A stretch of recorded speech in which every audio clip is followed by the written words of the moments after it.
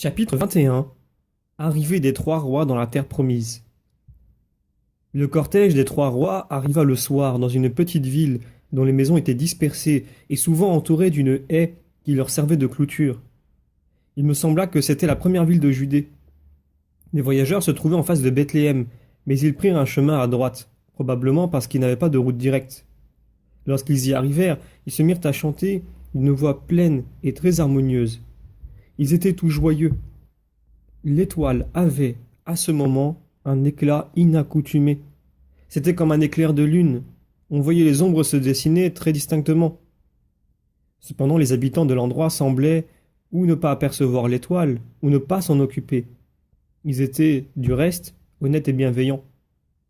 Quelques-uns des voyageurs ayant mis pied à terre, ils leur aidèrent à abreuver leur monture. Je pensais alors au temps d'Abraham où tous les hommes étaient si hospitaliers et si obligeants.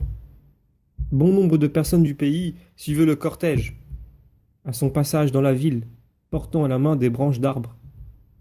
L'étoile ne se montrait pas toujours sous le même aspect. Elle paraissait plus brillante, dans les lieux habités par des gens de bien. Quand elle répandait beaucoup de lumière, les rois et leur suite étaient très émus. Ils pensaient être arrivés au lieu où se trouvait le Messie. Les trois troupes réunies pouvaient s'élever alors à environ 200 âmes, car les libéralités des rois avaient attiré beaucoup de pauvres à leur suite. Mais plus ils avancèrent, plus ils furent attristés, parce que personne ne savait rien du roi nouvellement né. Je les entendis raconter avec une grande simplicité aux habitants du pays beaucoup de choses touchant la cause, la longueur et le but de leur voyage. Mais ils étaient consternés en voyant que ceux-ci ne croyaient point à ce qui, depuis 2000 ans, avait été l'objet de l'espérance de leurs ancêtres. Le soir, l'étoile fut cachée par un brouillard épais. Mais la nuit, elle sortit, grande et brillante, des nuages poussés par le vent, et parut très près de la terre. Alors ils se hâtèrent d'éveiller les habitants du pays et de leur montrer.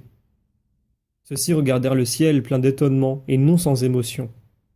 Plusieurs néanmoins s'irritèrent contre les rois et d'autres ne cherchèrent qu'à avoir part à leur sagesse.